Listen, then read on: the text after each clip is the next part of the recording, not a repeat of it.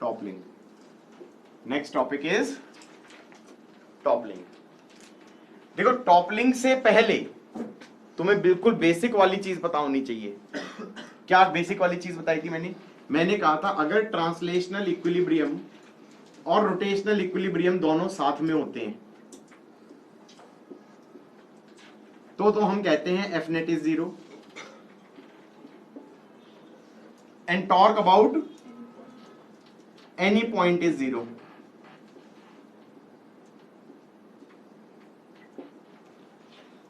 मतलब बॉडी नहीं चल रही है और ना ही वो घूम रही है, तो एक तो एफ नेट 0 बोल दोगे, एक टॉर्क किसके अबाउट 0 करोगे, एनी पॉइंट 0 कर सकते हो, सीएम के अबाउट भी 0 कर सकते हो। इट इंक्लूड्स सेंटर ऑफ मास। दूसरी सिचुएशन मैंने सिखाई थी कि अगर ट्रांसलेशनल मोशन है तो इसकी इक्वेशन हो जाती है एफ एक्सटर्नल इज MACM, यही होगी। सेंटर ऑफ मास तो एक्सेलरेट कर गया, एफ नेट इज MA बन गया, एफ नेट इज MA। ए कौन सा, सेंटर ऑफ मास का एक्सेलरेशन।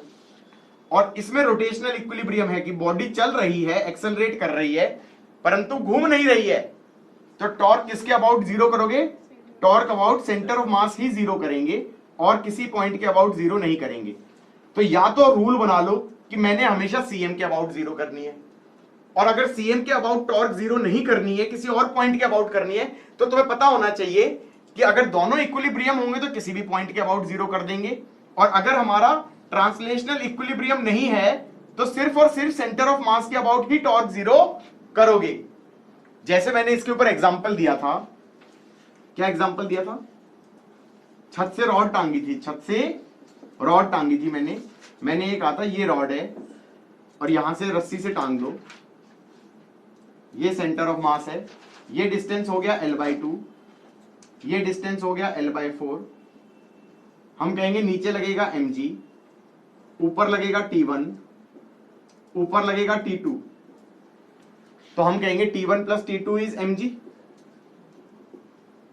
टॉर्क अबाउट CM 0 बोलूंगा तो कितना आ जाएगा, T1 इंटू L/2 ऐसे इज T2 इंटू L/4 ऐसे, और इससे इक्वेशन इससे आ जाएगा T2 should be 2 times T1, इससे आ गया T1 इज mg/3 और T2 आ जाएगा 2 mg/3।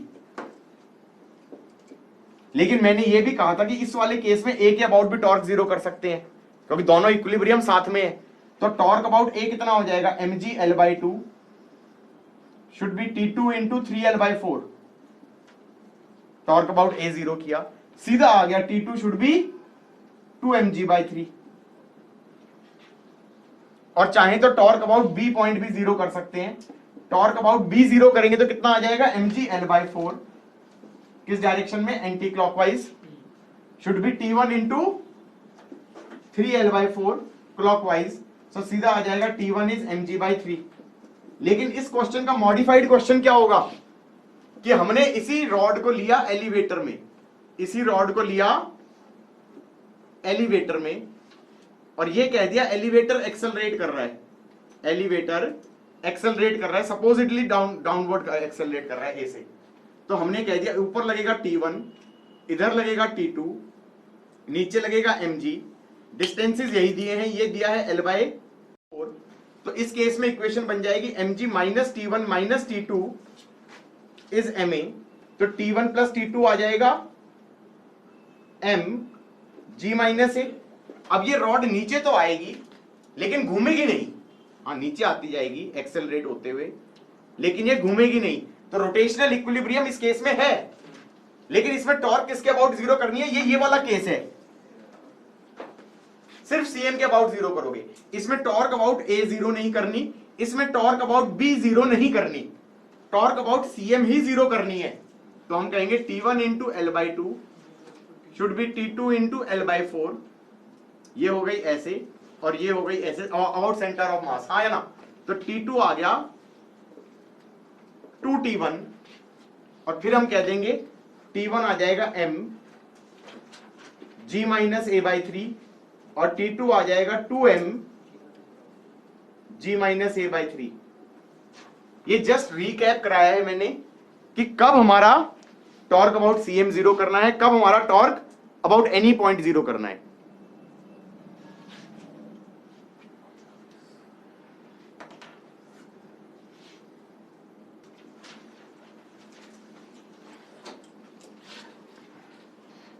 भाई टॉपिक ये था टॉपलिंग।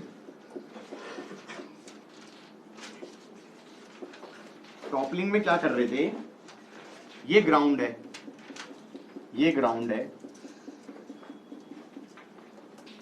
ये ग्राउंड पे डब्बा रख दिया, ये ग्राउंड पे डब्बा रख दिया,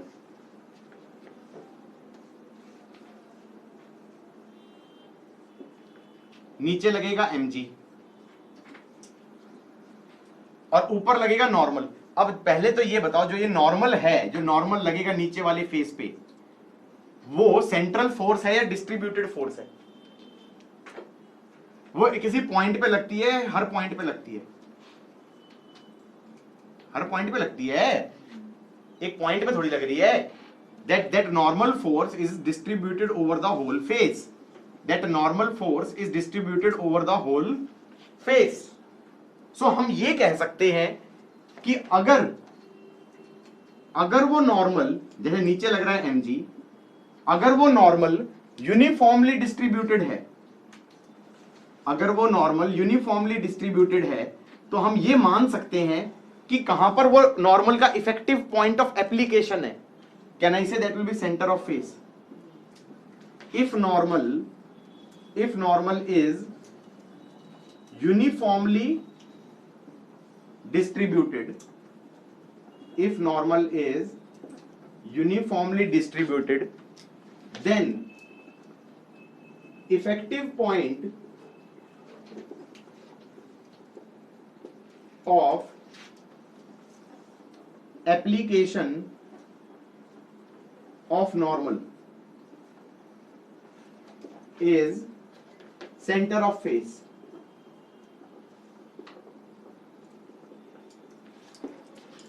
Does that make some sense? मान सकते हैं कि सेंटर ऑफ फेस, नीचे वाले फेस के सेंटर पे लग रही है नॉर्मल। अब मैं सोच रहा हूं कि ये जमीन है, ये जमीन है, और यहां पर F लगा दिया गया,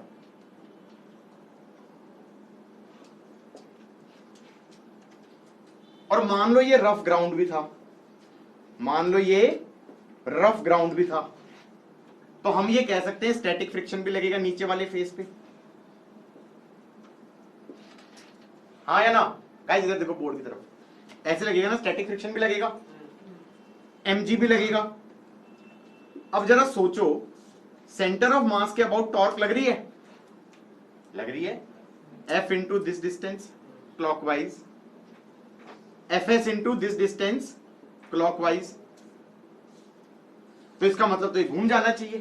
मैंने कहा घूमेगा नहीं, तुम्हें फील आ रही है कि ऐसे F लगाऊंगा, फ्रिक्शन है, ये ऐसे ऐसे उठने की कोशिश करेगा, और ऐसे उठने की कोशिश करेगा तो यहां पर नॉर्मल कम हो जाएगी और यहां पर नॉर्मल बढ़ती जाएगी, और ऐसे नॉर्मल अगर बढ़ती जाएगी तो क्या मैं ये कह सकता हूं कि effective point of application of normal shift हो जाएगा? क्या मैं ये कह सकता हूं नॉर्मल का इफेक्टिव पॉइंट यहां पर कहीं आ जाएगा, जहां पर मान लो कि नॉर्मल एक्ट कर रहा है, और जितना ज्यादा F लगाऊंगा उतना वो इफेक्टिव पॉइंट और शिफ्ट हो जाएगा। ये भी दिमाग में आ रहा होगा कि मैं ज्यादा F लगा दूंगा ना, तो effective point of application of normal कहां आ जाएगा? कॉर्नर पे आ जाएगा। अब कॉर्नर से ज्यादा बाहर नहीं जा सकता, वो कॉर्नर से ज्यादा बाहर नहीं जा सकता, क्योंकि वो बॉडी के बाहर थोड़ी लगेगा। नॉर्मल लगेगा तो बॉडी के नीचे वाले फेस पे ही लगेगा।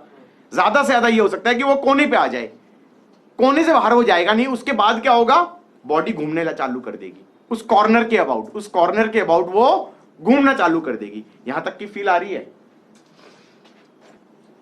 तो हम ये कह रहे हैं कि जैसे तुम ऐसे F लगा रहे हो तो नॉर्मल का इफेक्टिव पॉइंट ऑफ एप्लीकेशन क्या हो जाता है? इफेक्टिव पॉइंट शिफ्ट हो जाता है, इफेक्टिव पॉइंट शिफ्ट हो जाता है। और कहां तक शिफ्ट हो सकता है? To corner.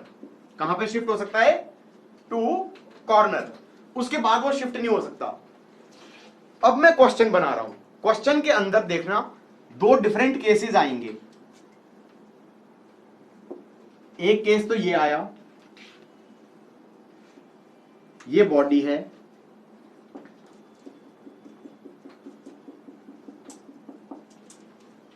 इसका हाइट h है, इसकी चौड़ाई a है, और इसके हाईएस्ट पॉइंट पे f लगाया, इसके हाईएस्ट पॉइंट पे f लगाया, और गिवन है अज्यूम, ये सबसे इंपॉर्टेंट चीज है, assume sufficient friction is present to prevent slipping.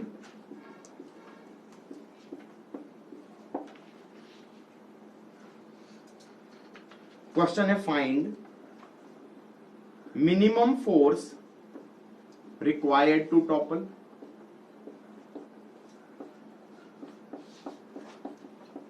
इसको ऐसे भी पूछ सकते हैं, find maximum force so that it does not topple.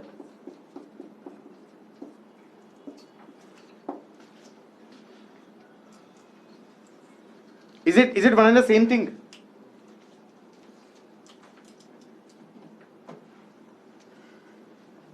Is this one and the same thing? Minimum force required to topple और maximum force such that it does not topple, कि कम से कम कितनी फोर्स लगाऊं कि ये टॉपल कर जाए, या ज्यादा से ज्यादा कितनी लगाऊं कि ये टॉपल ना करे, मतलब टॉपल करने वाला है, मतलब टॉपल करने वाला है। तो हम ये कहेंगे कि जैसे ये क्वेश्चन आया,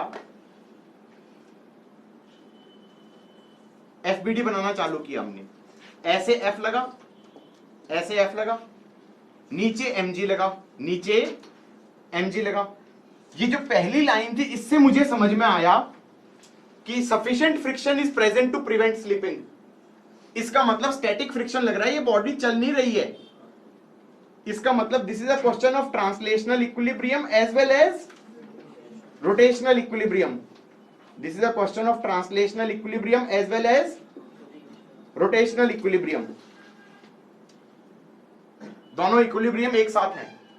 इसका मतलब मैं चाहूं तो torque about any point zero कर सकता हूं। अब मैं कहूंगा कि नॉर्मल शिफ्ट होते होते कहां चला गया? कोने पे।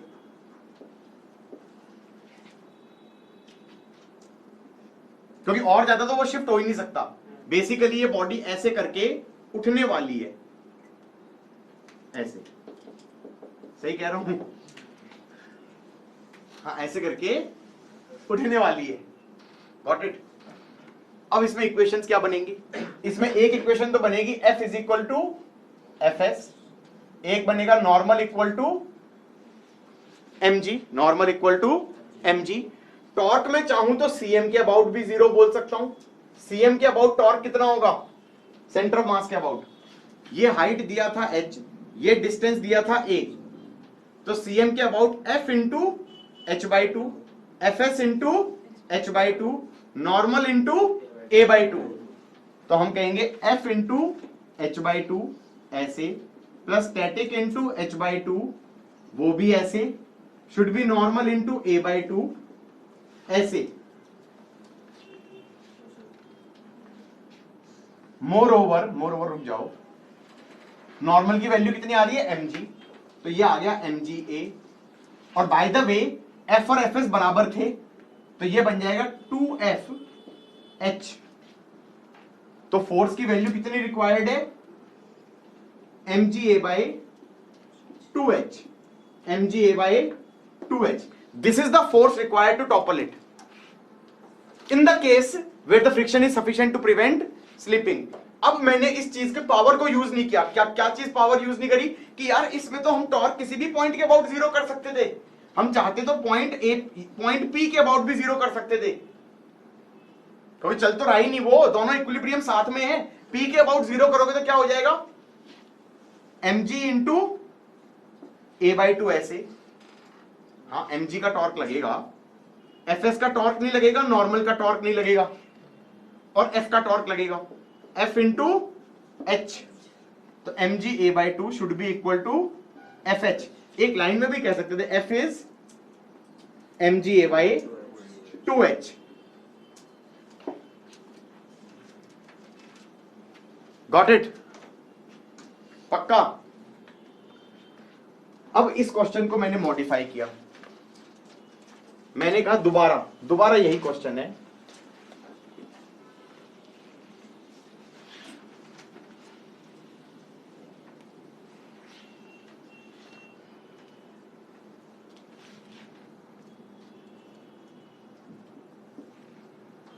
ये A है और ये ग्राउंड कह दिया कैसा है, स्मूथ ग्राउंड है। ये कैसा ग्राउंड है? स्मूथ ग्राउंड है। और क्वेश्चन है find minimum F required to topple, find maximum force such that it does not topple. जैसे ये क्वेश्चन आया और ग्राउंड स्मूथ देखा तो मेरे दिमाग में ये आ गया कि भाई ये तो चलेगा डेफिनेटली, चलते चलते भी टॉपल कर सकता है। नहीं कर सकता? तुमने फोर्स लगाई, ये चलना चालू हो गया। अब तुमने ज्यादा फोर्स लगाई तो तेज चलेगा, लेकिन ज्यादा फोर्स लगाई होगी तो सेंटर ऑफ मास के अबाउट उसकी टॉर्क बढ़ेगी या नहीं बढ़ेगी?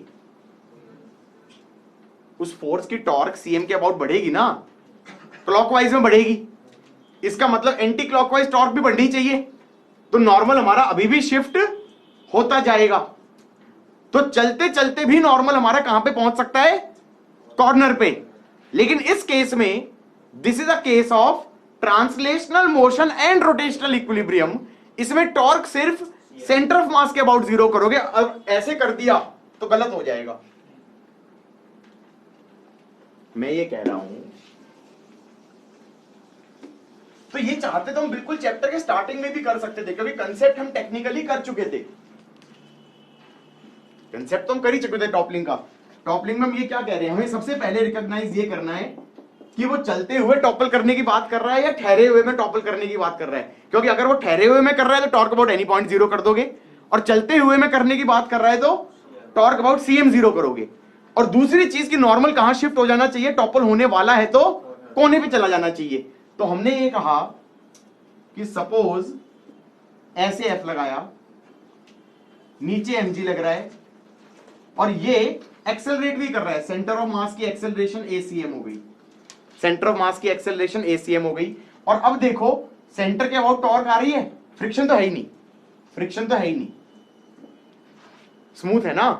तो बस एफ लग रहा है, एमजी लग रहा है, नॉर्मल लगना चाहिए। नॉर्मल किधर जाएगा ये सोच रहे हैं। मैंने कहा सेंटर ऑफ मास के अबाउट ऐसे टॉर्क है, तो नॉर्मल की टॉर्क उल्टा आनी चाहिए, तो वो शिफ्ट होता जाएगा।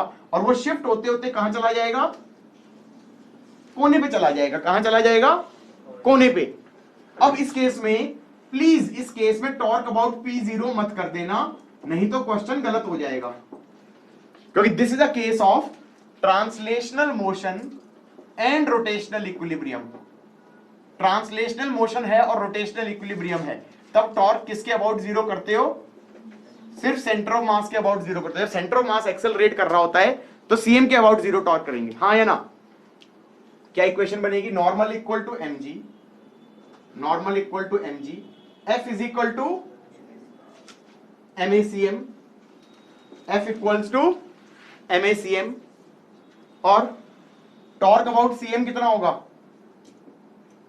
F into H by two, ऐसे should be normal equal to A by two, ऐसे। नॉर्मल की वैल्यू कितनी आ रही है? mg, तो ये आ जाएगा mg a बाई टू से 2 कट जाएगा, तो f की वैल्यू कितनी आ रही है?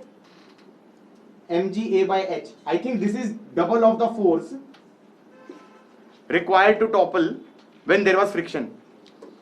जब फ्रिक्शन था तो तब कम फोर्स पे टॉपल कर रहा था वो, और जब ये चल रहा है तो ज्यादा फोर्स पे टॉपल कर रहा है ये। ठीक है, वो तो मैथमेटिकली दिख रहा है, वो तो मैथमेटिकली दिख रहा है। उसको मैं नहीं चाहता कि तुम कोई फील भी लेने की कोशिश करो, उसकी फील लेने की जरूरत नहीं है, लेकिन तुम्हें सिचुएशन समझना बहुत जरूरी है। बेटा समझ में आ गया? तो this is the force required to topple, या this is the maximum force at which it will not topple, या minimum force required to topple, in which case when the ground is smooth, when the ground is smooth. Suppose करो question है, अब जैसे मैंने अभी question किया था उसी क्वेश्चन को दोबारा देख रहा हूं. अज्यूम नो स्लिपिंग, तो F कितना लगेगा टॉपल करने के लिए? तो मैंने कहा F लगा रहे थे, इधर लगेगा स्टैटिक, नीचे लगेगा mg, और नॉर्मल शिफ्ट हो के कहां चला जाएगा? कॉर्नर पे. ये हाइट h था, ये a था, और टॉर्क किसके अबाउट जीरो कर सकता हूं मैं इस केस में? p के अबाउट जीरो कर सकता हूं, क्योंकि इसके अंदर स्लिपिंग तो हो ही नहीं रहा, तो एक्सेलरेशन ऑफ सेंटर ऑफ मास तो जीरो है. तो मैंने कहा fh is mga/2, torque about p zero किया, f की वैल्यू आ गई mga/2h, mga/2h. अब इसी सिचुएशन को मैंने दोबारा सोचा कि भाई ये डब्बा यहां रखा हुआ है, इस बार इस डब्बे को कंसिडर करो like a not like a body, like a point mass, like a point mass, और कहो कि भाई कितनी फोर्स लगेगी इसे चलाने के लिए? मैंने कहा नीचे लगेगा mg, ऊपर लगेगा नॉर्मल. तुमको नॉर्मल शिफ्ट, मैंने कहा पॉइंट मास में थोड़ी नॉर्मल शिफ्ट होएगा जैसे अब तक करते आए थे न्यूटन लॉज में. और मैंने कहा कि चलाने के लिए फोर्स कितनी लगेगी? म्यूएस एन हो जाएगा इधर. तो हम कहेंगे normal is mg and f is mu s N, that is mu s mg.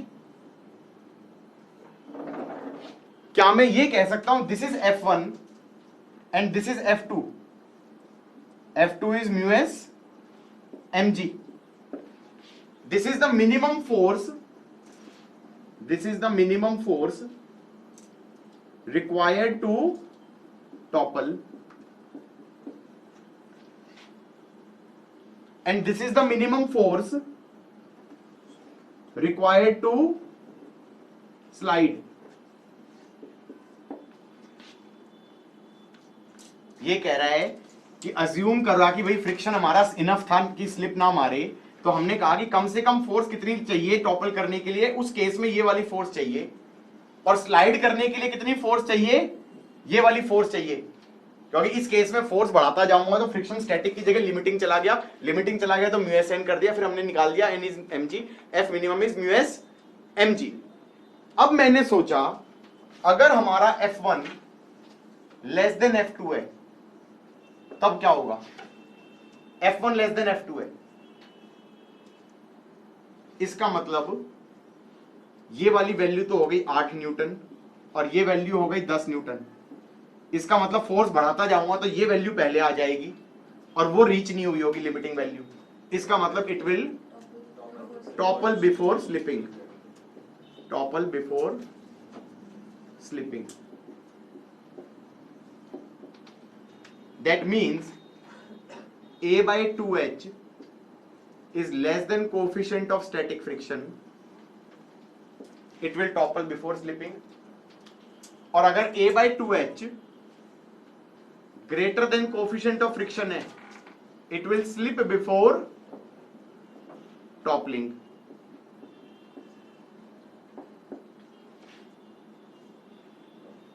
और अगर a/2h equal to coefficient of friction है तो both would happen at same instant.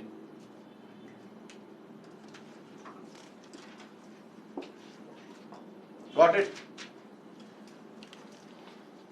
अच्छा एक बार ये भी, अगर कई बार बच्चों को ये समझ में आ गया ना, ऐसे कंडीशन आ सकती है क्वेश्चन में कि what is the condition that it will topple before slipping, या what is the condition that it will slip before toppling, या what is the condition that both would happen at same instant. And it is definitely for only this question. Whatever is the question, force is applied to the topmost point. Force is applied to the topmost point. अच्छा question में कुछ भी पूछ सकते हैं, जो question में ये भी पूछ सकते हैं, सपोज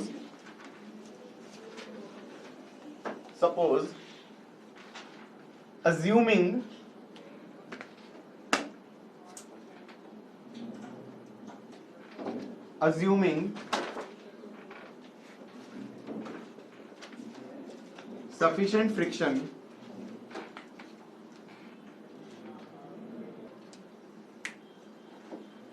assuming sufficient friction, मान लो to prevent slipping, obviously to prevent slipping,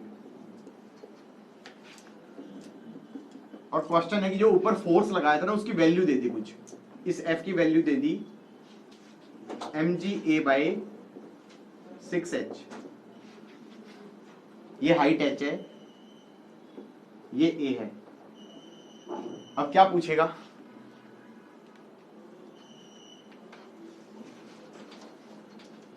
find effective point of application of normal, find effective point of application of normal.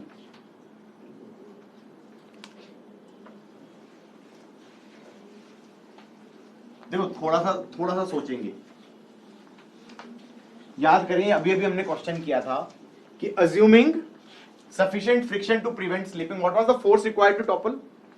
mgA/2h, mgA/2h, उससे कम दे दिया यार, कम दे दिया, इसका मतलब क्या हुआ होगा, चल तो रहा ही नहीं है और नॉर्मल भी कोने तक नहीं पहुंचा, नॉर्मल कोने से पहले रह गया, तो वो ये पूछ रहा है कि नॉर्मल कितना शिफ्ट हुआ, यही तो पूछ रहा है कि नॉर्मल कितना शिफ्ट हुआ। मतलब इस केस में क्या करेंगे, देखो एवरीथिंग स्टार्ट्स विद FBD, नीचे लगेगा mg, नीचे लगेगा mg, इधर लगेगा स्टैटिक फ्रिक्शन, हाँ स्टैटिक ही लगेगा क्योंकि ये कह रहा है कि sufficient friction to prevent slipping, got it. फिर हमने कहा इधर से F लगा दिया, F की वैल्यू दी हुई है mgA/6h। अब नॉर्मल किधर मानोगे, नॉर्मल किधर मानोगे, कोने पे, कोने तक, that was the whole point कि कोने तक नहीं पहुंचा, वो कहीं x तक पहुंचा है, यही तो हुआ, ये हाइट हो गया h, ये विड्थ हो गया a, नॉर्मल हमारा कोने तक नहीं पहुंचा, शिफ्ट हो के यहां पे पहुंच गया, वो नॉन यूनिफॉर्मली डिस्ट्रीब्यूटेड है, वो यहां पे कम है, यहां पे बढ़ता जा रहा है, यहां पे बढ़ता जा रहा है, यहां पे और बढ़ता जा रहा है। कोने पे तो तब होता है जब यहां पर है ही नहीं, पूरा कोने पे चला गया, वो तो कब हो रहा था, इस पर्टिकुलर क्वेश्चन में mgA/2h पे हो रहा था।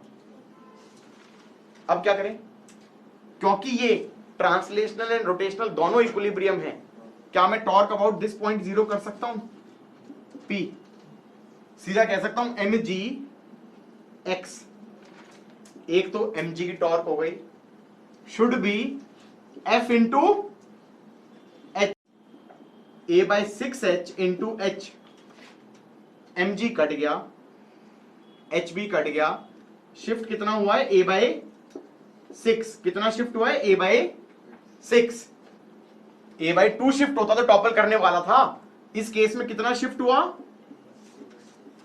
A/6 शिफ्ट हुआ है।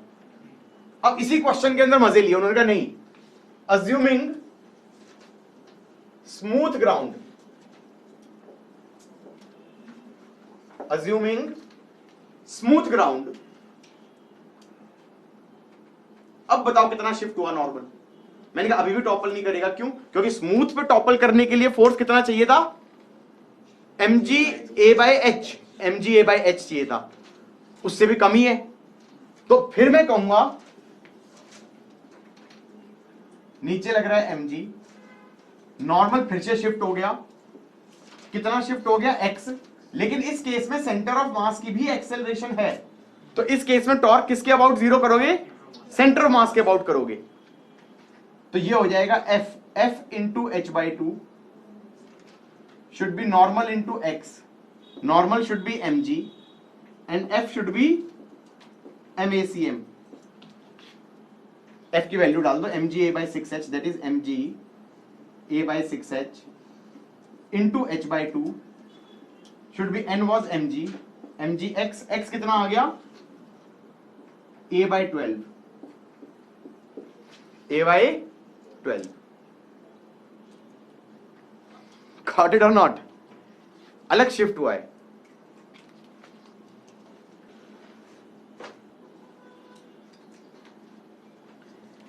देखो मैं तो ये कह रहा हूं, जब भी कोई क्वेश्चन आएगा इसका मतलब टॉपलिंग का सबसे पहली चीज क्या चेक करते हैं? क्या चीज सबसे पहले चेक करी जाएगी?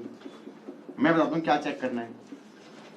ये हाइट h है, ये a है, और इन्होंने कहा f को लगाया नीचे से 2h/3 पे on smooth ground. Find f required to topple. Find f required to topple. क्या समझ में आया? सबसे पहली चीज ये चेक करी जाएगी कि भाई दोनों इक्विलिब्रियम साथ में है या एक इक्विलिब्रियम है। इसमें किसके अबाउट टॉर्क जीरो करूंगा? सेंटर ऑफ मास के अबाउट करूंगा, क्योंकि सेंटर ऑफ मास तो एक्सेलरेट करेगा। उसके बाद हम कहेंगे नीचे लग रहा है mg, नॉर्मल शिफ्ट होके आ गया कोने में, और सेंटर ऑफ मास की एक्सेलरेशन हो गई ACM। फिर हम कहेंगे F is equal to MACM, normal should be equal to mg। Torque किसके अबाउट लेंगे? सेंटर ऑफ मास के अबाउट। तो ये हो गया this into this distance is 2h/3 minus h/2, that's h/6। हाँ, तो फोर्स का टॉर्क कितना होगा CM के about? F into this perpendicular distance ना, सो वो कितना हो जाएगा? F into 2h/3 minus h/2 should be equal to normal into a/2। Normal कितना हो गया? mg a/2 should be f h/6। तो f की वैल्यू कितनी आ रही है? 3mga by h, 3mga by h।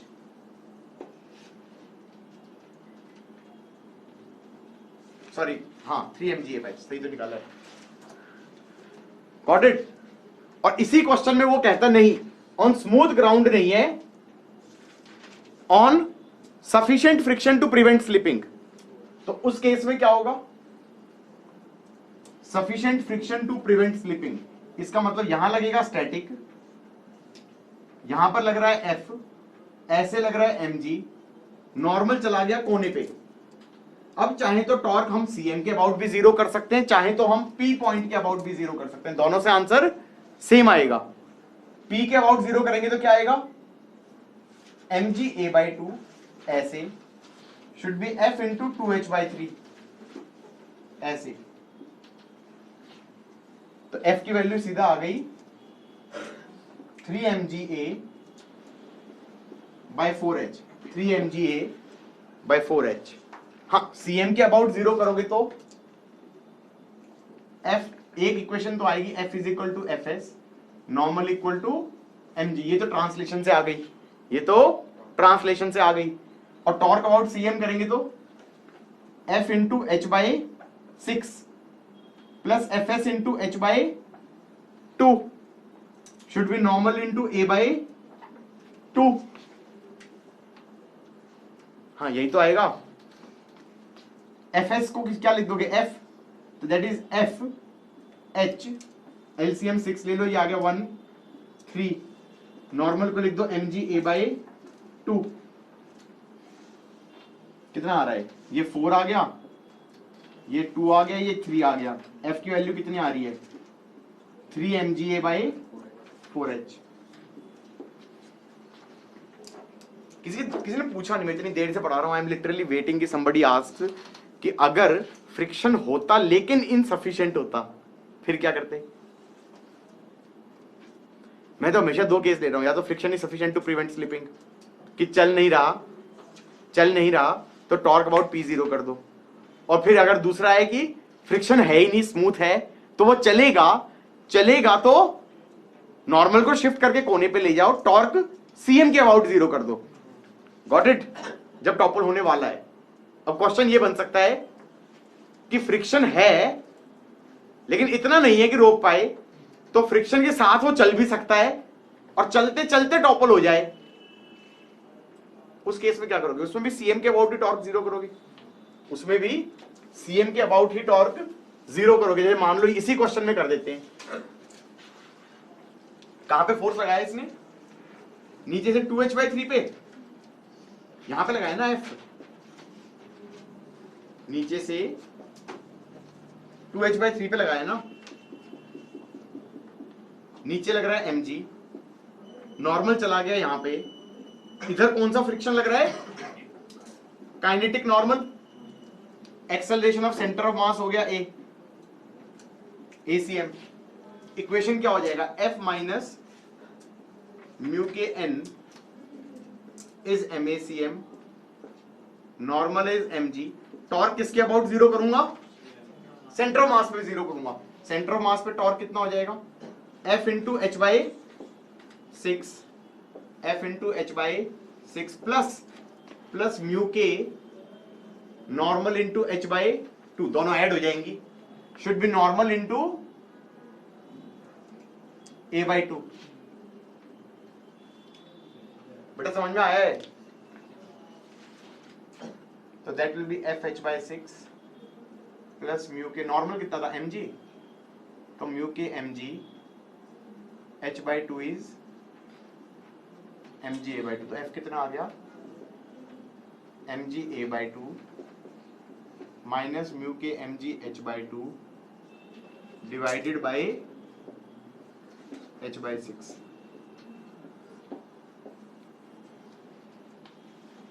Done. कहीं ऐसा तो नहीं सिर्फ मुझे ही समझ में आया है?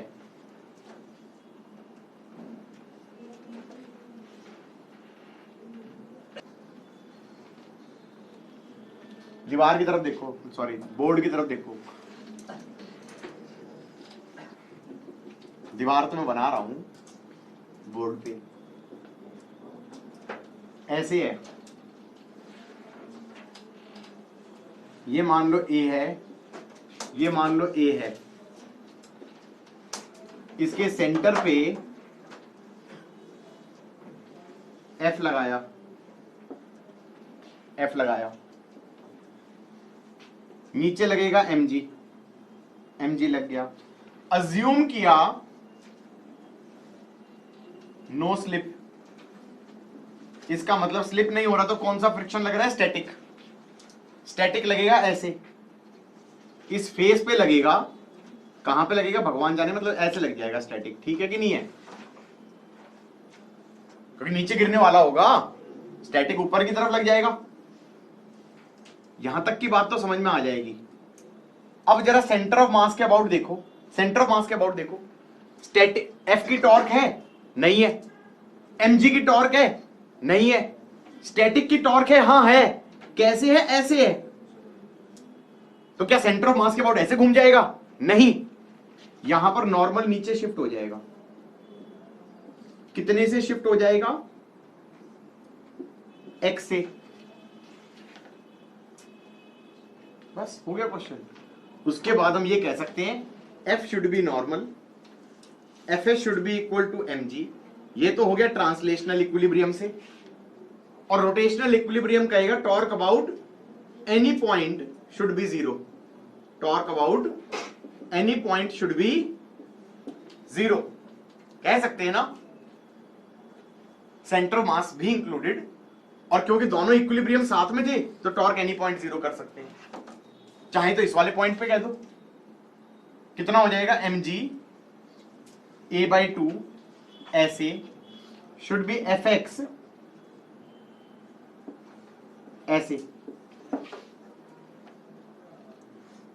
Got it? mg इसके अबाउट टॉर्क स्टैटिक की नहीं होगी, नॉर्मल की नहीं होगी, mg की हो जाएगी mg a/2 और f की हो जाएगी fx ऐसे। ये सेंटर ऑफ मास पे करना है तो वो हो जाएगा fs इंटू a/2 ऐसे, शुड बी nx ऐसे। बात वही आएगी क्योंकि fs को क्या लिख दोगे? mg, तो ये आ जाएगा mg a/2 और n इज f, तो दैट इज fx। तो x की वैल्यू आ जाएगी mg a/2f mg/2f। में बात समझ में आई है? इसमें भी क्या हो गया, नॉर्मल का शिफ्टिंग हो गया। ओके गाइस, मैं ये कह रहा था, मान लो क्वेश्चन है,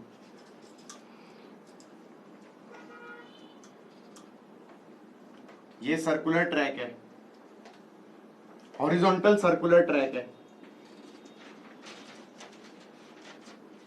यहां पे गाड़ी है,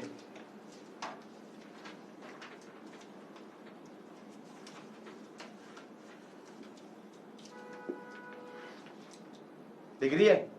ये टायर हैं, ये टायर है, ठीक है, क्रॉस सेक्शनल व्यू टाइप बना दिया मैंने। इसके टायर का ट्रैक्स के बीच का डिस्टेंस 2a है। इसके सेंटर ऑफ मास की हाइट नीचे से h है। ये स्पीड v से जा रही है। ये किससे जा रही है? स्पीड v से जा रही है। तो हम ये कह सकते हैं कि नीचे लगेगा mg, अंदर की तरफ लगेगा दोनों ट्रैक्स का मिला के स्टैटिक फ्रिक्शन ऐसे। इस वाले पे नॉर्मल लगेगा, नॉर्मल फ्रॉम इनर, और यहां वाले टायर पे लगेगा नॉर्मल फ्रॉम आउटर। गाड़ी ऐसे जा रही है और हम कहेंगे सेंटर ऑफ मास की एक्सेलरेशन हो जाएगी v²/r। r क्या हो गया? ये रेडियस जिस सर्कल में सेंटर ऑफ मास चक्कर काट रहा है। गाड़ी की स्पीड v है। भाई याद करें, हमने सर्कुलर मोशन में ऐसा क्वेश्चन किया था, बहुत ही आसान सा क्वेश्चन किया था कि हमने कहा था एक गाड़ी होती है, एक गाड़ी होती है, और ये कहते थे भाई इधर लग रहा है स्टैटिक फ्रिक्शन, नीचे लग रहा है mg, ऊपर लग रहा है नॉर्मल। और क्वेश्चन ये बनता था fs और एक्सेलरेशन ऑफ सेंटर ऑफ मास कैसे हो जाएगी? इधर की तरफ v²/r। क्वेश्चन बनता था नॉर्मल इज mg, और फिर हम कहते थे fs is ma centripetal ma mv²/r। Question बनता था मैक्सिमम स्पीड कितने से जा सकते हैं कि वो स्लाइड ना कर जाए, maximum speed without sliding, without skidding. तो हम कहेंगे जैसे जैसे v बढ़ाओगे fs को क्या लिख देना? μs n लिख देना। तो ये आ जाएगा μs n हो गया mg is mv²/r। So maximum speed without skidding कितना हो जाएगा? √μs/g। ये सबको याद होगा, ये तुम्हारी एनसीईआरटी में भी लिखा हुआ है। That was maximum speed without skidding. This was maximum speed without skidding. अब मैंने उसी चीज को पॉइंट मास ना मान के बॉडी मान लिया। गाड़ी के डायमेंशन ऐसे बना दिए कि उसकी चौड़ाई हो गई 2a, सेंटर ऑफ मास की हाइट हो गई h। तो अब मैंने कहा कि इसका मतलब जो ऐसे ही नॉर्मल बना दिया था वो ऐसे नॉर्मल नहीं होना चाहिए, कुछ नॉर्मल इनर टायर से है, कुछ नॉर्मल आउटर टायर से है। Got it? तो यहां से नॉर्मल इनर लग रहा है, यहां से नॉर्मल आउटर लग रहा है, अंदर की तरफ स्टैटिक लग रहा है, नीचे mg लग रहा है। इक्वेशंस क्या बनेंगी? ट्रांसलेशनल मोशन की इक्वेशंस बनेंगी। fs is mv²/r। ये तो f = ma हो गया हमारा सेंट्रीपिटल वाली एक्सिस में, सेंटर वाली एक्सिस में, रेडियल एक्सिस में। और y एक्सिस में क्या हो गया? Normal inner plus normal outer is mg। अब ये बताओ ये घूम रहा है या नहीं घूम रहा है? नहीं, सर्कुलर मोशन कर रहा है। ये सर्कल में सेंटर ऑफ मास ट्रांसलेट कर रहा है। ये अपने सेंटर ऑफ मास के अबाउट रोटेट थोड़ी कर रही है बॉडी। तो रोटेशनल इक्विलिब्रियम है, लेकिन ट्रांसलेशनल इक्विलिब्रियम नहीं है। तो इसमें टॉर्क किसके अबाउट 0 बोलोगे? हाँ बेटा, सो लो, थोड़ी नींद पूरी कर लो, बहुत सेहत के लिए बढ़िया रहता है। टॉर्क किसके अबाउट 0 बोलोगे? सेंटर ऑफ मास के अबाउट 0 बोलोगे। सेंटर ऑफ मास के अबाउट टॉर्क कैसे निकालेंगे? fs इंटू h ऐसे, नॉर्मल इनर इंटू a ऐसे, नॉर्मल आउटर की टॉर्क ऐसे। So can I say this would be fs into h FSH ऐसे plus normal inner into A वो भी ऐसे, should be normal outer into A ऐसे, हाँ या ना? तो ये आ जाएगा normal outer minus normal inner is FSH by A. तो ये हो जाएगा mv square by are into H by A. Normal outer minus normal inner is mv square by are into H by A, ठीक है। और दूसरा हो गया normal inner plus normal outer is mg। क्या मैं चाहूं तो नॉर्मल आउटर और नॉर्मल इनर निकाल सकता हूं इससे? हाँ, नॉर्मल आउटर कितना आ रहा है, दोनों को ऐड कर दो। नॉर्मल आउटर आ जाएगा mg plus mv square by are into H by a divided by 2। और मैं इस इक्वेशन में से नीचे वाला माइनस कर दूं तो नॉर्मल इनर आ जाएगा, वो आ जाएगा mg minus mv square by are into H by a divided by 2।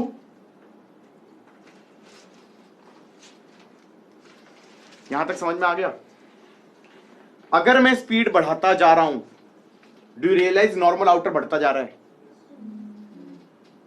मतलब ऐसा हो रहा है कि भाई जैसे जैसे स्पीड बढ़ा रहे हो तुम्हें फील भी आनी चाहिए, शायद तुम ट्रैक पे ऐसे जा रहे हो तो ये गाड़ी ऐसे ऐसे होती जा रही है, तो नॉर्मल आउटर और बड़ा होता जा रहा है और नॉर्मल इनर और कम होता जा रहा है। एक पॉइंट ऐसा आएगा, एक पर्टिकुलर स्पीड ऐसी आएगी जहां पर नॉर्मल इनर हमारा 0 हो जाएगा।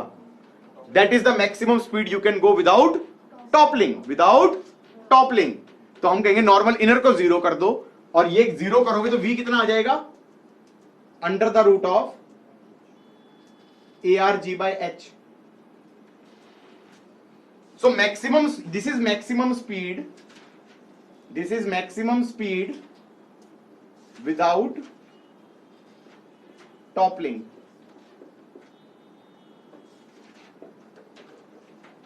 Something you can see for yourself कि भाई हमारी maximum speed without toppling is sort of dependent on the geometry of the car, how your car is made, it depends on A, R and G and H, हाँ या ना?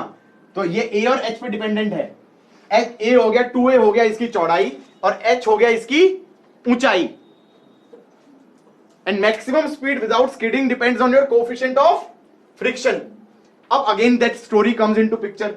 अगर ये V1 है और ये V2 है और V1 अगर ग्रेटर देन V2 है, V1 अगर ग्रेटर देन V2 है, इसका मतलब A बाय H, हाँ ARG by H, A by H is greater than mu s, यही तो होगा।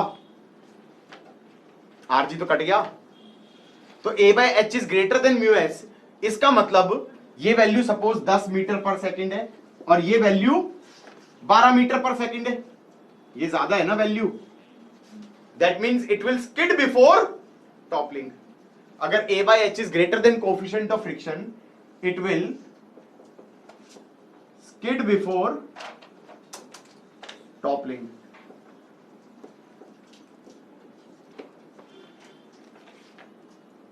और अगर हमारा V2 greater than V1 है तो इसका मतलब coefficient of friction greater than A by H है, it will topple before skidding।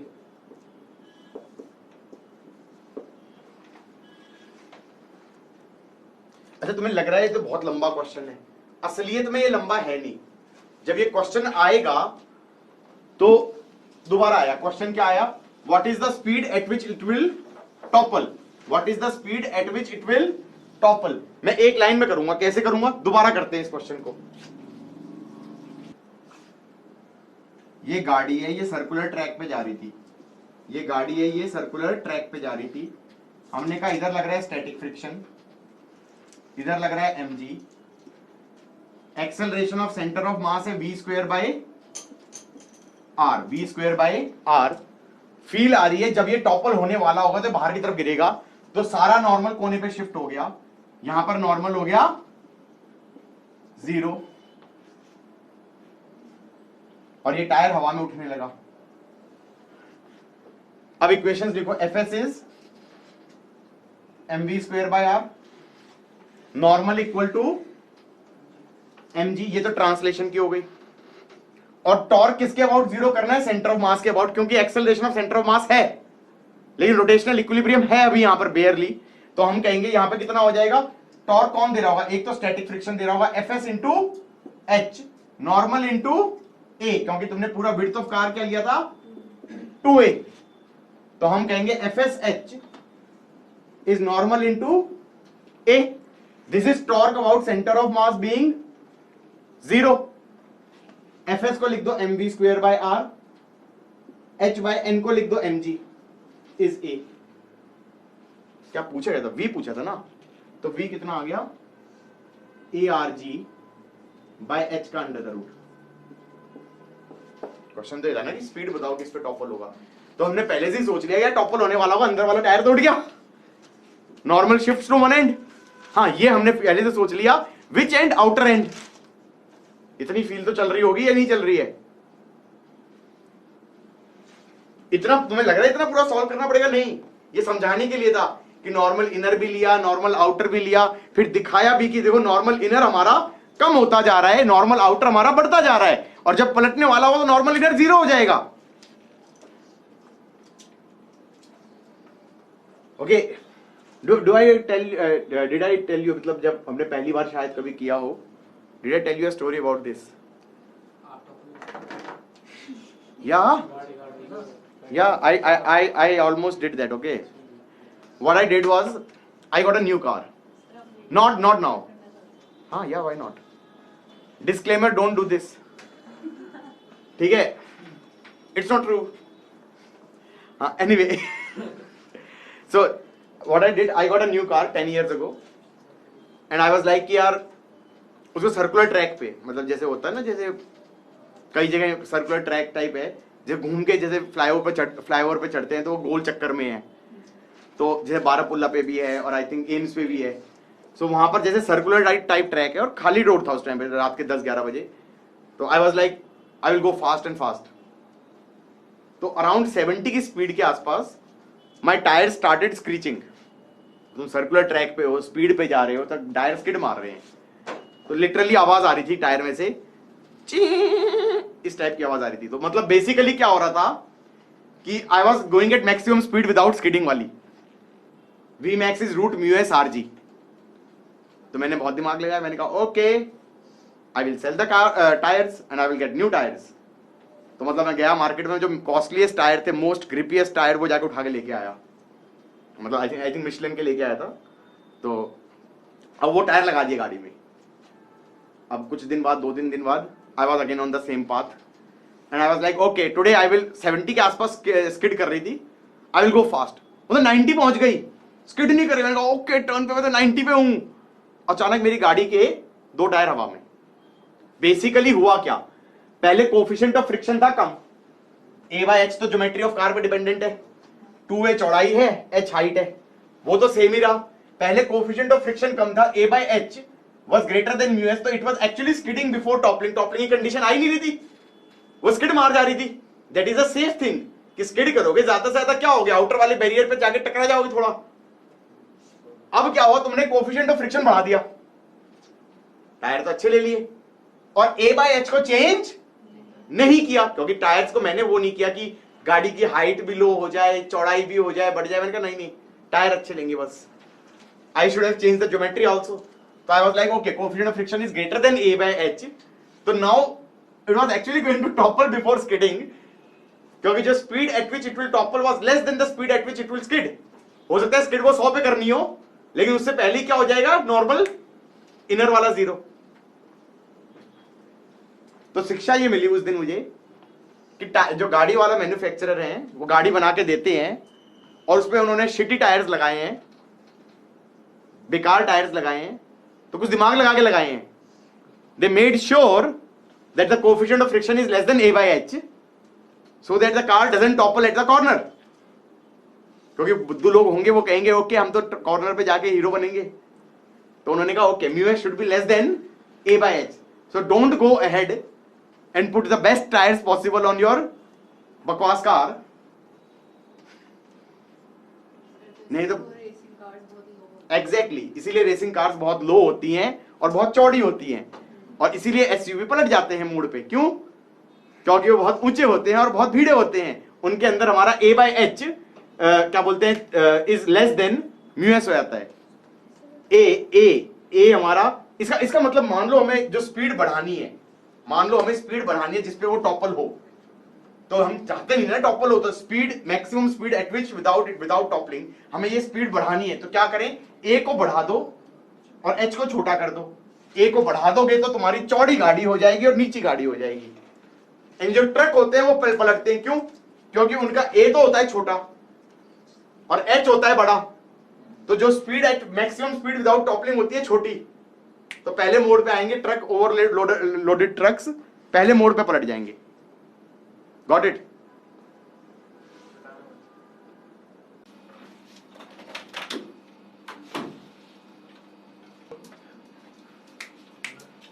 Guys आगे बढ़ते हैं, आगे ओए शांत भाई। देखो ऐसा क्वेश्चन है, मान लो जैसे ये क्वेश्चन है,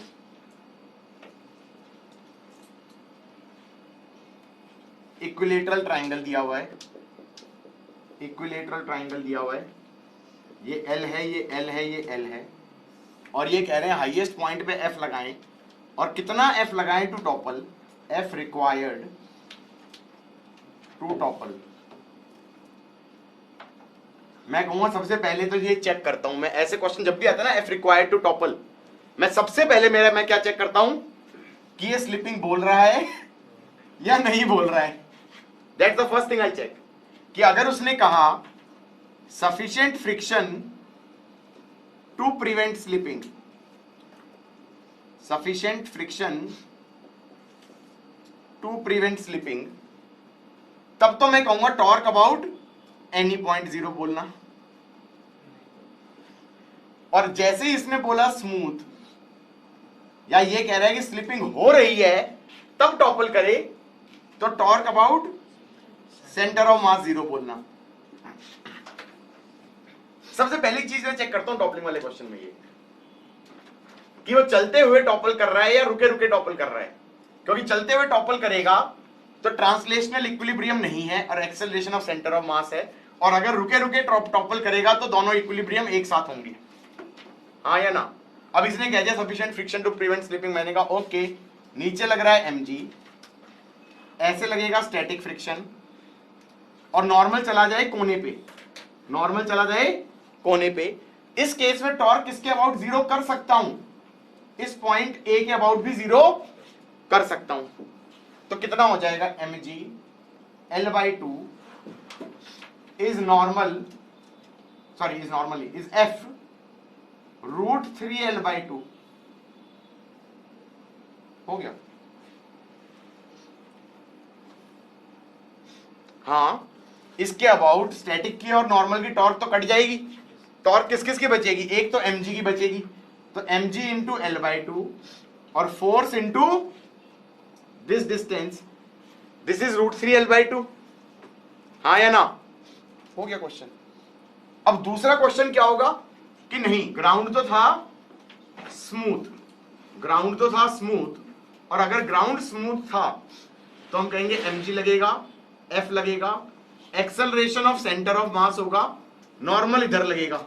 तो इसमें इक्वेशन बन जाएगी f is equal to MACM, normal equal to mg, और टॉर्क किसके अबाउट जीरो करेंगे, सेंटर ऑफ मास। फिर दिमाग लगाएंगे कि ये डिस्टेंस हो गया, ये हो गया 2:1 का रेशियो, और ये टोटल डिस्टेंस कितना था, √3L/2, तो ये डिस्टेंस हो जाएगा 2/3 of this quantity, so this will be 2/3 of √3L/2, that is L/√3। तो हम कहेंगे f into L/√3 is normal into L/2, और नॉर्मल को लिख देना mg, तो f आ गया mg √3/2। और इस केस में f कितना आया था, mg/√3। अगला स्टैंडर्ड क्वेश्चन,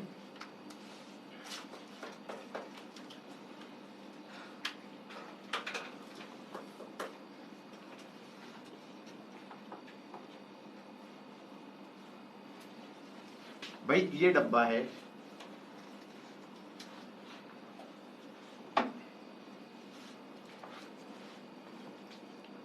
ये सपोज A है और ये सपोज H है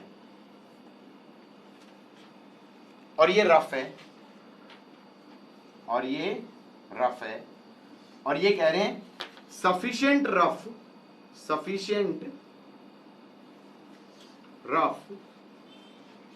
to prevent slipping, sufficient rough to prevent slipping। हाँ जी, sufficient rough to prevent slipping, इतना रफ है कि स्लिपिंग तो ना हो। Find angle theta at which it topples, find angle theta at which it topples. Guys इस पे इसका एफबीडी बनाओगे तो क्या क्या बनेगा, mg ऐसे लगेगा, स्टैटिक फ्रिक्शन ऐसे लगेगा और टॉपल होने वाला है अगर तो normal will act at corner, हाँ या ना। टॉर्क बैलेंस किस पॉइंट के अबाउट लगा सकता हूं, किस पॉइंट के अबाउट लगा सकता हूं, एनी पॉइंट के अबाउट लगा सकता हूं, हाँ या ना। तो if I can apply torque net zero about any point, तो मैं इस वाले पॉइंट के अबाउट भी कह सकता हूं। अब कह दो कि ये हो गया mg cos थीटा, ये हो गया mg sin थीटा, तो ये हो जाएगा mg cos theta into a/2 इधर की तरफ should be equal to mg sin theta into h/2 उल्टी डायरेक्शन में। सो इससे आ जाएगा tan theta is a/h, tan theta is a/h। This is the angle at which it is about to topple. फिर मैंने दिमाग लगाया कि हम पहले ही करते आए थे न्यूटन लॉज में कि कौन से एंगल पे ये फिसल के नीचे गिरने वाला है, तो मैंने कहा था mu mg cos theta is mg sin theta, तो tan theta is mu s। इसमें कोई टॉपलिंग को मैंने काउंट नहीं किया था। अब इसको बोल दो एंगल थीटा 1, इसको बोल दो थीटा 2। अगर मैं कहूं थीटा 1 छोटा है थीटा 2 से, इसका मतलब टॉपल बिफोर स्लाइडिंग। अगर ये वाला एंगल पहले आ गया इस एंगल से, तो इसका मतलब it will topple before sliding. And अगर ऐसा हो गया तो हम कहेंगे slide before toppling. This is slide before toppling, this is topple before sliding.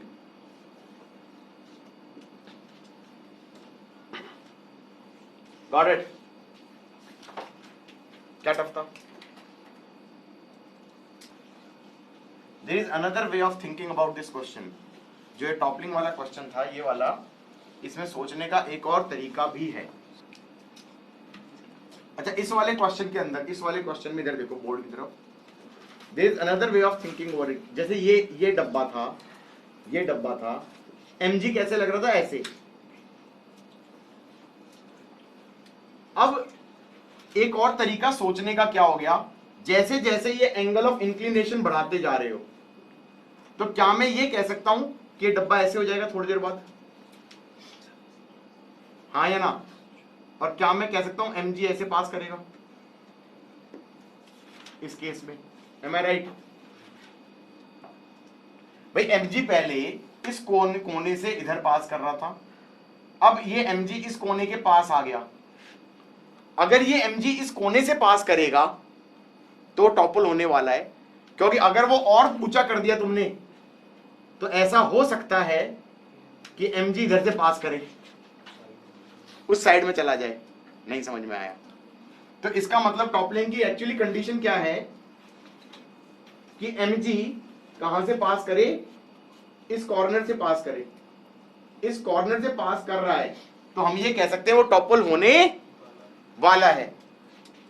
mg इस कोने से पास कर रहा है, रुक जाओ, इस mg इस कोने से पास कर रहा है, क्योंकि तुम ये सोचो ना, इस पॉइंट के अबाउट अगर घूमना है तो mg इधर से जा रहा है तो इधर गिरने की कोशिश कर रहा है, mg उधर से जा रहा है तो परली तरफ गिरने की कोशिश कर रहा है। तो हमने कहा इस कोने से जब पास कर रहा है, ये थीटा है, a line makes angle perpendicular to that makes theta with vertical, a line makes theta with horizontal, a line perpendicular to that makes theta with vertical. Can I say this is a by 2, this is h by 2, tan theta is a by h? यही आ रहा था शायद, tan theta is a by h। तुम समझे नहीं? मान लो मैं गाड़ी को एक स्लोप पे चला रहा हूं ऐसे, तो I have to make sure कि इवन इफ द गाड़ी does not slide down, your mg should be on the right of this corner. अगर ज्यादा टेढ़े पहाड़ पे चला गया तो गाड़ी इस पॉइंट के अबाउट पलट भी सकती है, अगर सेंटर ऑफ मास का जो लाइन पास कर रही है वो इस टायर के लेफ्ट से पास करे तो। नहीं समझ में आया? अगर mg ऐसे लग रहा है, अगर तुम इसका एंगल बढ़ाओगे तो ये mg ऐसे पास करेगा, पास ऐसे होता जाएगा, टेढ़ा होता जाएगा, तो हाँ या ना? तो अगर इस वाले टायर्स के इधर से पास कर रहा है mg की लाइन, तो वो टॉपल नहीं करेगा, और अगर एंगल बढ़ाते गए तो वो टॉपल कर सकता है अगर mg इस पॉइंट से लेफ्ट में पास कर रहा है तो। क्या दिक्कत है इसमें? तो लॉजिकल चीज है, हाँ या ना? कुछ दिन पहले मैं YouTube पे देख रहा था, तो उसमें यही हो रहा था कि एक बंदा ना गाड़ी को चढ़ाने की कोशिश कर रहा था, वो गाड़ी को ऐसे चढ़ा रहा था, ऐसे। तो फिर वो कह रहा था कि देखो मेरी ये गाड़ी है, ये टॉपल तो नहीं कर जाएगी, कहीं इंक्लाइन इतना ज्यादा हो। तो he was like, he calculated and said कि ओके नहीं करेगी, 45 डिग्री के इंक्लाइन पे वो चेक करा उसने, नहीं करेगी। फिर उसने कहा कि लेकिन अगर मैं साइडवेज चढ़ाता हूं, then that angle was coming out to be only I think 30 degree या 35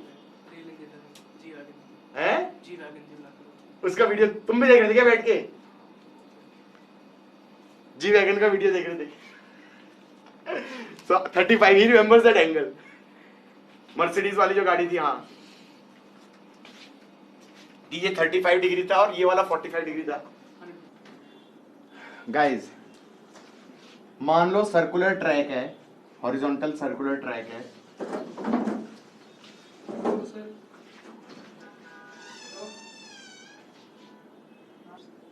इधर देखो, ये हॉरिजॉन्टल ट्रैक है और ये मान लो साइकिल है, ये साइकिल का पहिया है,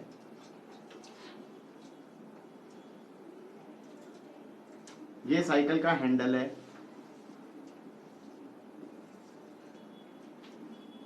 और ये इंसान है। ज्यादा ही हो गया, हैंडल पे बैठ गए जाके।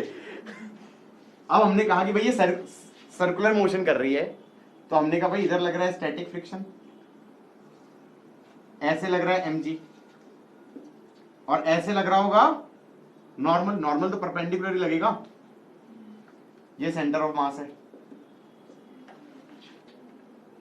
और एक्सेलरेशन ऑफ सेंटर ऑफ मास कैसे हो जाएगी? ऐसे, v square by r, centripetal acceleration. Got it? ये पॉसिबल नहीं है, he cannot go in the turn like the way I have drawn this. Why?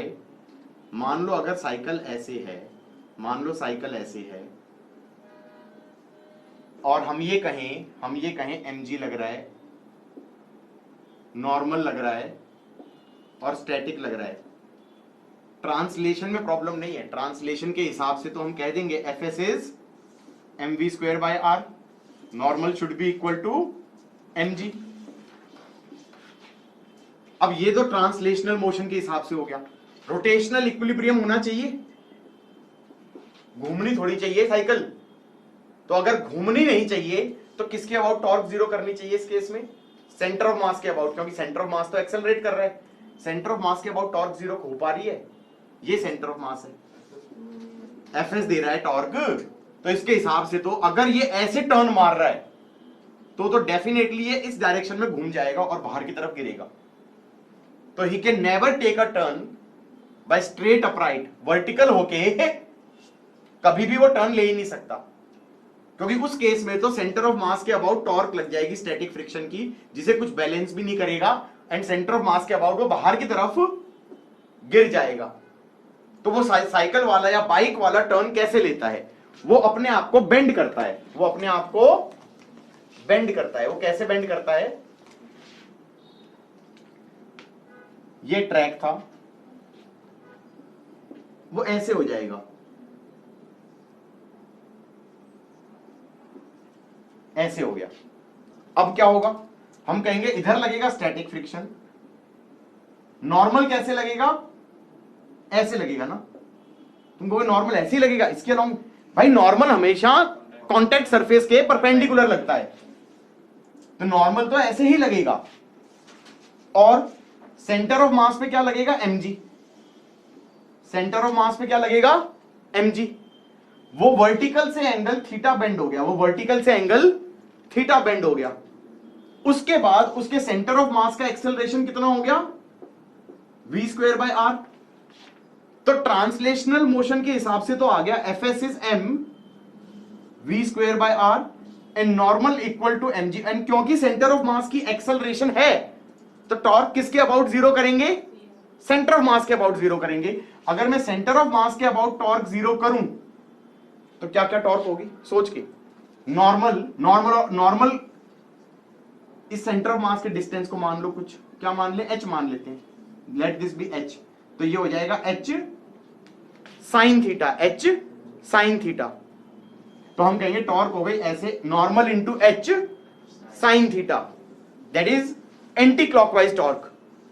और सेंटर ऑफ मास के अबाउट स्टैटिक फ्रिक्शन कितनी टॉर्क देगा, उसको एक्सटेंड करो, ये डिस्टेंस कितना हो जाएगा, perpendicular distance, that's going to be what, ये थीटा है तो ये थीटा है, this distance will be h cos theta. तो हम ये कह सकते हैं normal into h sin theta ऐसे should be equal to static friction into h cos theta ऐसे। So can I say tan theta is Fs by normal?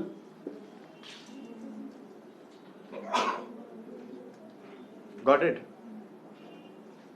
Fs कितना था, mv²/r, नॉर्मल कितना था, mg, m से m काट दिया, tan theta आ गया v²/rg।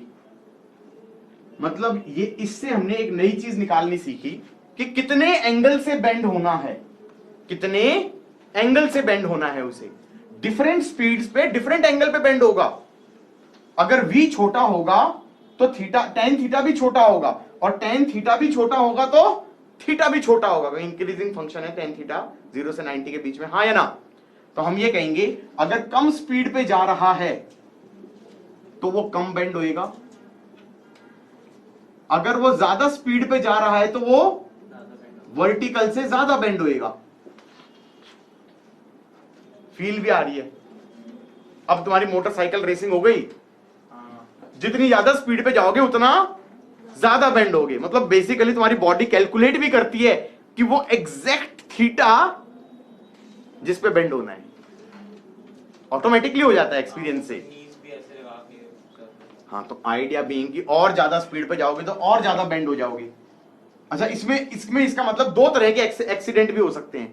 मान लो तुम एक पर्टिकुलर स्पीड पे जा रहे हो तो एक पर्टिकुलर एंगल से बेंड हो रहे हो, दैट मेक सेंस।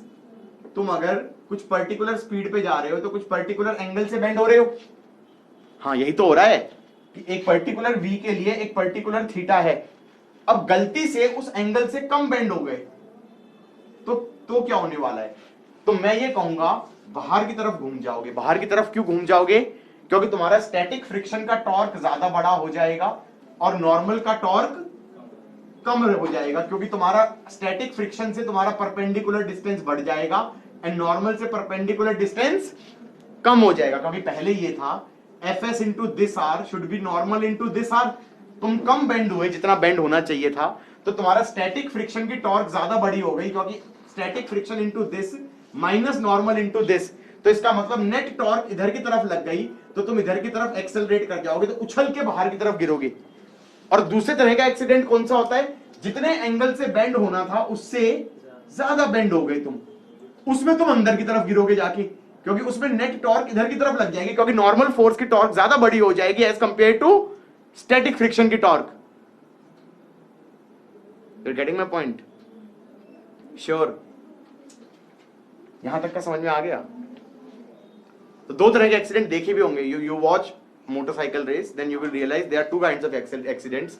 एक ये वाला तो बड़े कॉमन होते हैं कि ऐसे अंदर की तरफ फिसल जाते हो, बाहर वाला कम होता है, लेकिन वो फिर ज्यादा खतरनाक भी होता है, उसमें उछल के गिरते हैं, उसमें उछल के गिरते हैं। इसमें तो बेंड हो रहे थे, अंदर ही गिर गए, फिर फिसल के बाहर चले जाते हैं। ठीक है, एनीवे ये समझ में आया यहां तक? वैसे जो ये फॉर्मूला बना ये बहुत ही इंटरेस्टिंग है। क्यों इंटरेस्टिंग है? इससे मेरे को पहली बार दिमाग में आएगी, वे बच्चे कई बार पूछते हैं सर कोफिशिएंट ऑफ फ्रिक्शन 1 से ज्यादा होता है? हाँ, कोफिशिएंट ऑफ फ्रिक्शन 1 से ज्यादा होता है। क्वेश्चंस में कभी नहीं देखा तुमने, जनरली 0.5, 0.6, 0.7 देते हैं, लेकिन क्या कोफिशिएंट ऑफ फ्रिक्शन 1 से ज्यादा होता है? नहीं होता। तुम्हें पता है जो रेसिंग टायर्स होते हैं उनका अराउंड 2.5 और 2.3 समथिंग ऐसा होता है। तो can I somehow explain using this question या formula? Yes, I can. If I try to increase the speed, if I go on increasing the speed, your tan theta will go on increasing.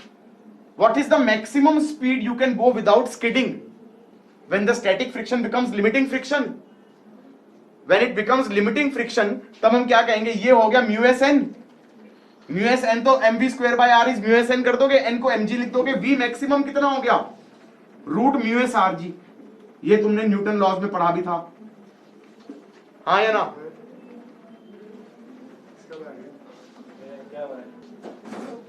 यहां तक की बात समझ में आई? तो मैं ये कह रहा हूं मैक्सिमम स्पीड, भाई ट्रैक तो जो ट्रैक है उसी में जा रहे हैं। ये ऐसे ट्रैक था और इस ट्रैक का रेडियस था कुछ जिसमें ये जा रहा था, तो ये वाला रेडियस को तो हम कुछ कांस्टेंट मान रहे हैं। मैं तो सिर्फ ये बोल रहा था जैसे जैसे स्पीड बढ़ाते गए, जैसे जैसे स्पीड बढ़ाते गए वैसे वैसे टेन थीटा बढ़ता गया, थीटा बढ़ता गया। मैक्सिमम स्पीड कितनी हो सकती थी? Root mu S R G. तो टेन थीटा मैक्सिमम कितना हो सकता है? म्यू एस, हाँ म्यू एस ही हो गया ना, आर जी तो कट गया, तो थीटा मैक्सिमम कितना हो सकता है? Tan inverse mu S. अब तुम ये सोचो, जो हमने रेसिंग देखते हैं, क्या उसके अंदर वो 45 डिग्री से ज्यादा बेंड हो जाते हैं? हाँ होते हैं, ऑलमोस्ट लेट जाते हैं, बिल्कुल 45 से ज्यादा बेंड हो रहे हैं ना। अगर तुम्हारा कोफिशिएंट ऑफ फ्रिक्शन 1 होता तो 45 से ज्यादा बेंड हो ही नहीं सकते। अगर वो वर्टिकल से 60 डिग्री बेंड हो गया तो कोफिशिएंट ऑफ फ्रिक्शन रहा होगा 1.732 रहा होगा, अगर वो 60 डिग्री बेंड हो गया तो। Got it?